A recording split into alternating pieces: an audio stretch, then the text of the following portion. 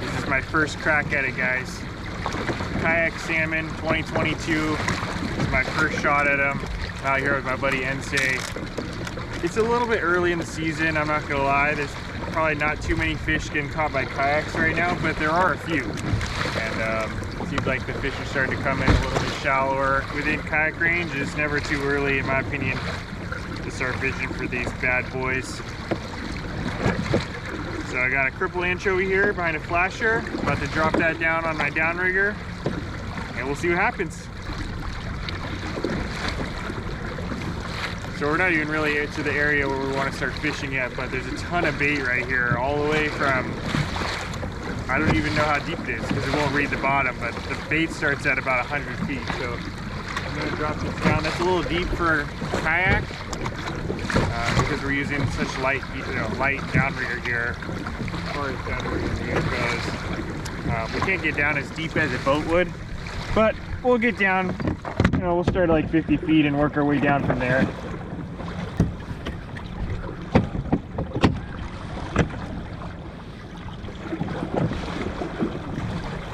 All right, fish on, let's go. Sail to surface, not too far from us here. That means it's go time.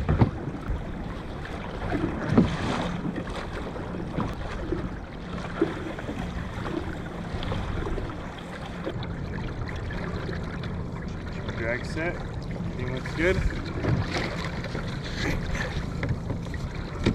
Fishing. King salmon. See if we can find one.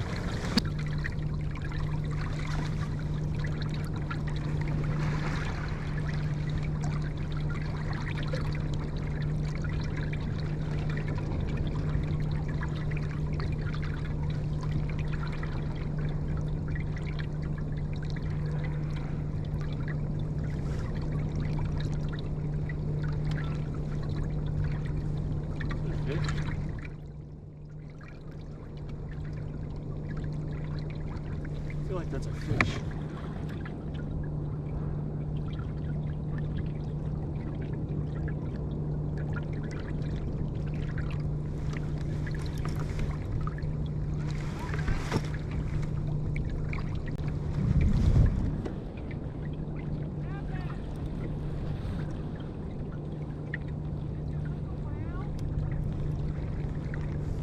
I think I got one. Yeah. Yeah, that's a fish. Fish on. I wasn't really sure. It was kind of a weird bite. Didn't hit the way it normally does, but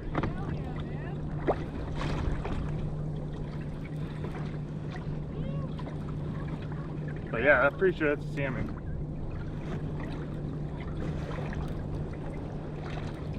Just marked his spot.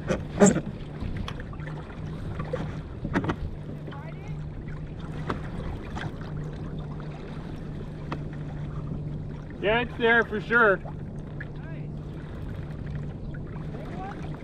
No, I don't think it's that big. I wasn't sure at first. It didn't really pop off the downrigger.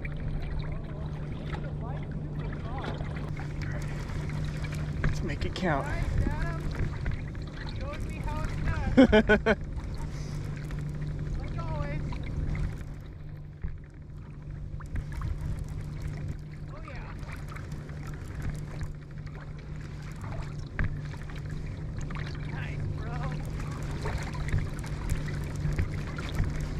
Down. Come on down.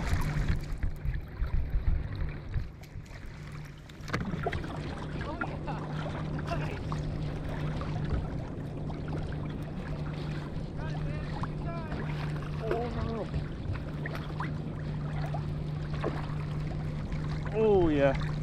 There he goes.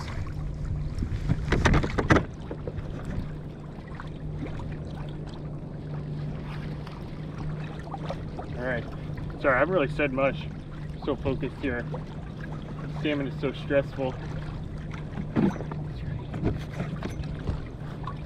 on down. Come on down.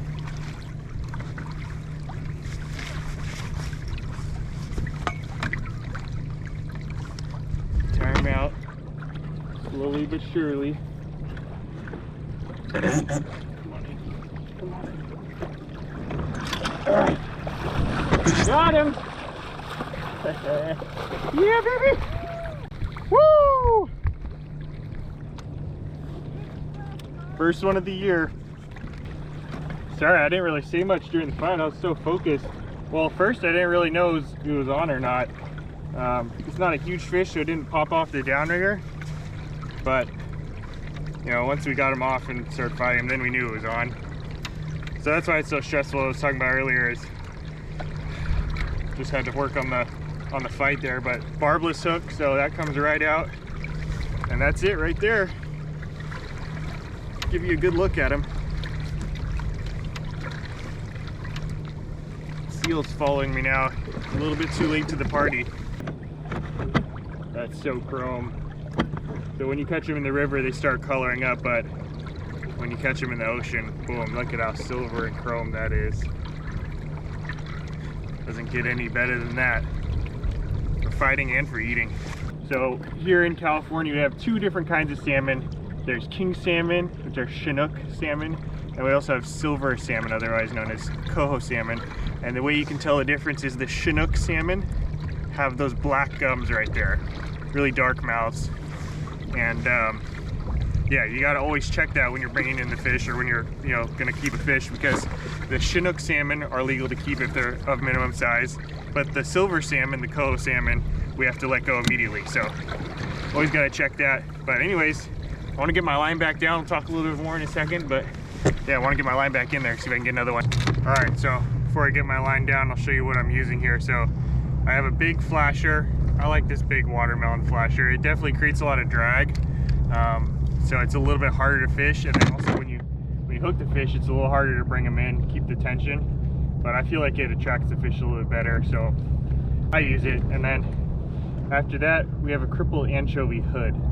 That's just the glow one. I'll show you exactly what the one that I'm using. There's a ton of different colors. I think all of them really work, but it's really just personal preference, whatever I have confidence in. And then you slide that anchovy into the hood right there. And then there's a little pin right here. That pin just goes right through the head, and that pin will hold it in place. So that pin's got it pinned in right there into the hood. The seal coming up. I'm sure you can smell the blood from this fish, but you ain't gonna get it. Anyways, so the pin's holding it in there, and then I have a toothpick right there, and that kind of holds the line steady so it's not just free sliding through. You put one hook through the back here, or right in the back, just like that, pull it tight, and that gives it a slight bend. So everyone has their own preference, and some people like a big bend, some people like a little bend, and honestly, I just like to switch it up. So one's not working, you better watch out. So if one's not working, I'll switch it up and go, you know, increase the bend, decrease the bend accordingly. And yeah, pelicans are diving behind me. I'm sure you probably heard that splash. So I'm gonna get this back down and see if we can get number two. Yeah, right down a little better. Okay. And then we have a little mini downrigger. If you've never seen a downrigger before, it's basically just a big ball, this 4-pound ball right here. And then there's a little clip right here, basically a clothespin. So we'll put that line right into the clothespin there. Basically what this allows us to do is control the depth a lot better. So because that ball's so heavy, it's going to go more straight down than it would if we were using some, you know, diver or something else. But anyways, we got that in there. And now we just drop it down. Make sure our line's not tangled. Drop it down. And now we're fishing again. See if we can get number two. So what I'm gonna do now that I've got that fish, now that it's bled out, bonked and everything, I'm gonna go ahead and gut and gill that fish. And what that's gonna do is gonna preserve the meat even better than if we didn't do that. If you didn't do it, it would be okay, it wouldn't be terrible, but this way it gets as much blood and all that guts and stuff out of the system as possible, so that all that's left is basically bones and flesh. And that way there's no contamination back and forth, anything like that. So yeah, we'll do that. Like I said, gut and gill it, and then I'll throw it in the ice. I got my tag bag behind me here, and then we'll keep that fish nice and fresh.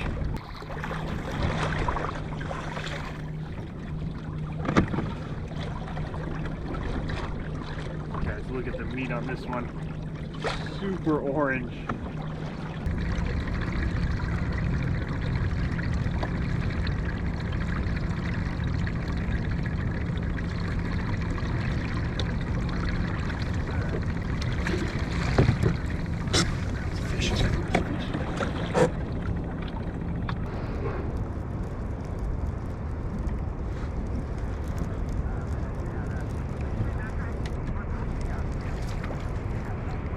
Shoot. Missed one. That's a salmon.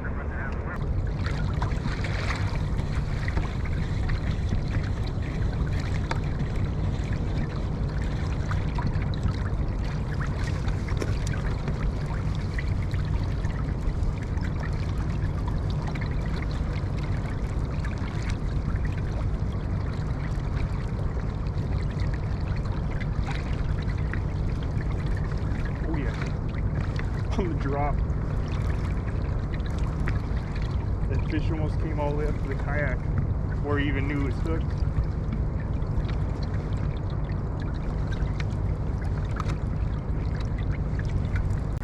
Still don't really think he knows what's up.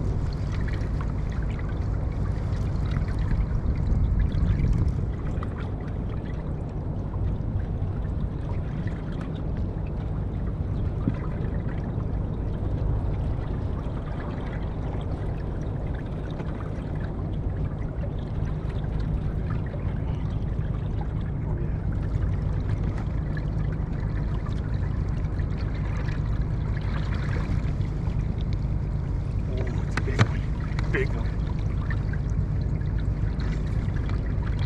Sensei! On the drop, baby.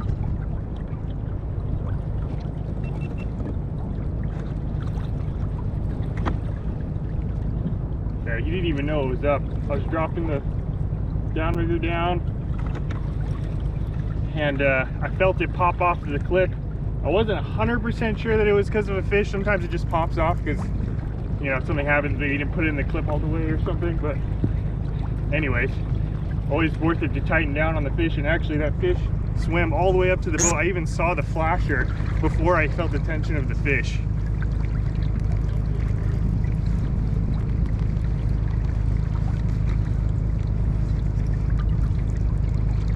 I'm gonna make sure this boat doesn't run me over here.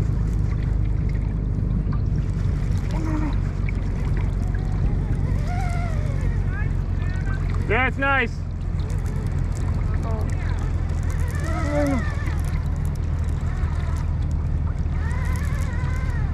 Stripping jug.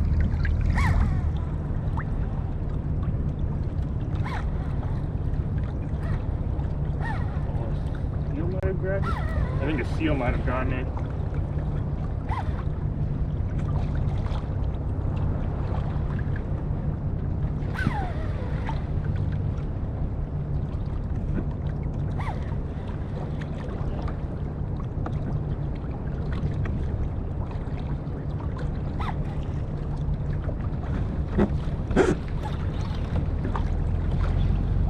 I think a seal might have grabbed it, or it's hooked up with that boat.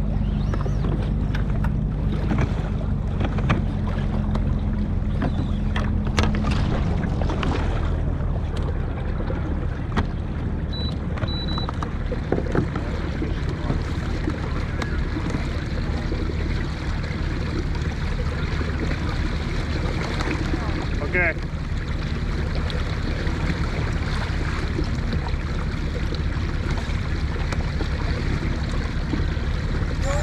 Yeah, oh yeah. You think I can spread the rod around the line? I don't want to catch that, you know, the rod or some shit. It's alright. I think I should spread it around. I got the rod. I got it.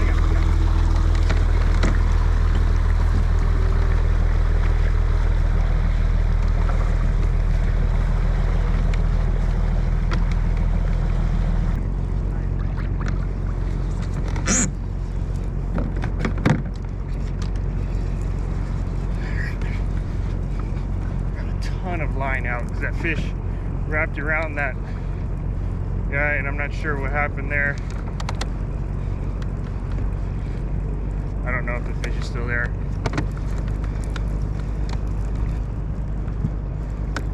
Yeah, it broke off. Damn it. Oh, man. Oh. So that fish wrapped around that commercial boat's line, and then that's it. Popped off, broke off. Oh, man, that was a good one, too. Yeah, clean break. All right, well, nothing really you can do now. I just gotta get back down there. Oh, man. Oh, wrapped around that commercial guy. Broke me off. Oh, man. All right, I gotta retie and everything. Oh, God. That's brutal. That is brutal. Wow, it even broke my hood. That was a big fish. That was a big one. I don't really know what I could have done there. I mean, I saw him coming and I tried to get out of his way, but I don't know, that fish was too big. I tried to pull him out and I couldn't do it. And then once he got around that line from the commercial guy, that was it. It was very, very low chance of catching him after that. That one burns. That one burns. Oh, that one burns. That's a deep burn. A deep, deep burn. No use crying over it now. I just got to get my line back in and look for another one. Oh, God, it burns. Burns. It's a deep burn. All right, I think we're back in business now. On the outside, I'm smiling, but on the inside, oh my God, my heart is just, it's hurting. It's hurting. That was my limit fish right there. But sometimes it's just not meant to be. And that was the case that time. I've gotten them out like that before. If you guys have watched the channel for a little while, last year, or I think it was 2 years ago actually, I hooked a fish and a similar thing happened where it got wrapped around another guy's boat, or another boat's, line. And I think that was a commercial guy also. It was a little bit smaller commercial guy, but anyways, that time we actually got the fish, which was, I don't know how that happened. That was probably a miracle. But anyways, enough harping on that fish. Let's try and get another one. All right, back in the game.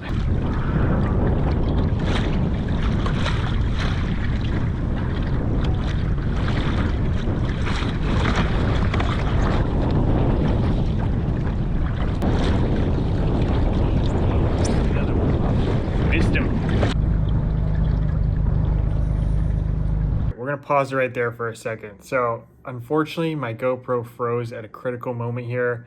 Basically, I'm gonna explain a little bit later, but basically we had a huge mess, tangle up with myself and 2 other boats, and in the middle of the tangle up, I hooked up on a fish. Unfortunately, all that got erased from my GoPro. We're gonna pick it up right now, mid-fight, right as I'm about to net the fish, and I'll explain it all in a bit. Enjoy. I got him. Yeah, I'll get him. Alright guys, I'm not sure what got caught on the camera here, but I got all wrapped up. I got someone else's splasher and set up, and I also have a fish on. So we're gonna see if we can land this one here. I gotta slow down a little bit. This one isn't as big as the last one, but it's still a fish. We'll definitely take it. Yeah, he's probably hooked pretty good.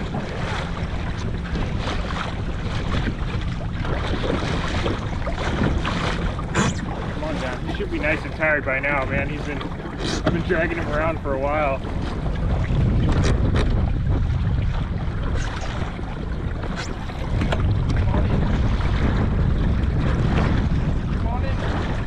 Got him. Wow, I don't know how that happened.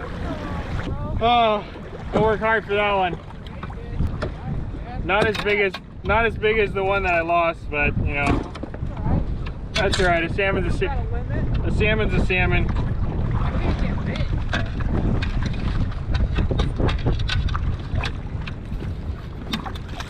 I didn't even know it was hooked until I was unwrapping from those guys and it jumped.